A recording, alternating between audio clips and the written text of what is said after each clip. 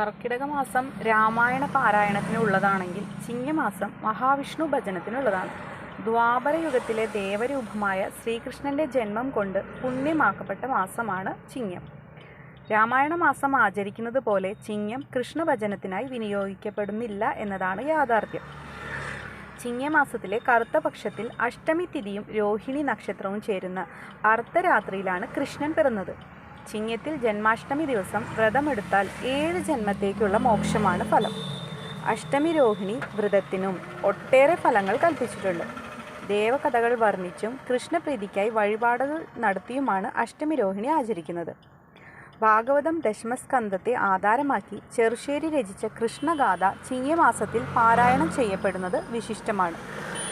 സൽപുത്ര ജനനത്തിന് കൃഷ്ണോൽപത്തിയും സന്താന സൗഖ്യത്തിന് പൂതനാമോക്ഷവും, നാഗപ്രീതിക്ക് കാളിയമർദ്ദനവും, ഗുരുപ്രീതിക്ക് ഗുരുദക്ഷിണയും, ശത്രുനാശത്തിന് ബാണയുദ്ധവും, മംഗല്യപ്രാപ്തിക്ക് രുക്മിണി സ്വയംവരവും പാരായണം ചെയ്യുന്നത് ഉത്തമമാണെന്ന് വിശ്വസിക്കുന്നു.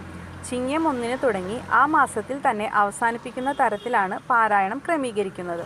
ഭാഗവതം, നാരായണീയം, കൃഷ്ണഗാഥ, ശ്രീകൃഷ്ണചരിതം എന്നീ ഗ്രന്ഥങ്ങളും ഈ മാസം വായിക്കുന്നു.